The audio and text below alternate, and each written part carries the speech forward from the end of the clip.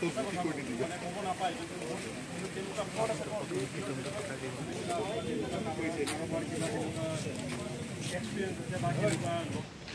গাৰ্গ কি, জুবিন গাৰ্গ কোন, জুবিন গাৰ্গ কিয়, এই তিনিওটাৰ উত্তৰ যোৱাকালিৰ পৰা আমি সমগ্ৰ অসমবাসীয়ে বিচাৰি আছোঁ। আমাৰ অসমৰ হৃদয় স্পন্দন, অসমৰ হিয়াৰ আমুঠু, অসমৰ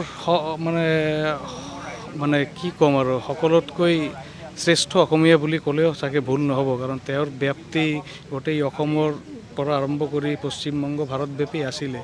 তেওঁৰ নিচিনা এজন ব্যক্তিত্ব, অকল শিল্পী, অকল সংগীত শিল্পী, অকল নাছিলে। তেওঁ যিজন মানুহৰ কথা কৈছিলে, সমাজৰ প্ৰতি প্ৰতিটো মানে আমাৰ সমাজ জীৱনৰ বিষয়বোৰৰ ওপৰত তেওঁৰ যিটো আছিলে। জুবিন গাৰ্গ নোহোৱা দিন অসমবাসীয়ে ভাবিব নোৱাৰে। আমি জুবিন দাক কৰ্মৰাজিক জীয়াই ৰাখিব লাগিব। প্ৰতিদিন প্ৰতি নিশাই জুবিন দাক আমি সোঁৱৰিম, আমাৰ মনৰ মাজত অন্তৰত ৰাখিম। জুবিন দাৰ গীতসমূহ গুণগুণাই থাকিম। তেওঁৰ যিটো আছিলে প্ৰতিবাদী সত্তা, এইটোক জীয়াই ৰাখিম। আমি আজি DYFI বঙাইগাঁও আঞ্চলিক সমিতিৰ পৰা আৰু ৰাইজৰ সহযোগত ইয়াতে বঙাইগাঁও ইমাৰ্চন ঘাট, বিসৰ্জন ঘাটত এটা অনুষ্টুপীয়াকৈ তেওঁৰ মানে শ্ৰদ্ধাঞ্জলি অনুষ্ঠান অনুষ্ঠিত কৰিলোঁ। অনাগত দিনত সমগ্ৰ অসমবাসী, সমগ্ৰ বঙাইগাঁওবাসী, সমগ্ৰ ভাৰতবাসী তেওঁক জীয়াই ৰাখিব তেওঁলোকৰ অন্তৰত।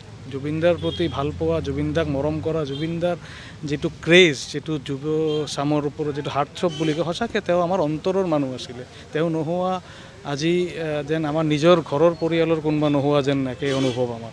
সেয়াই আৰু।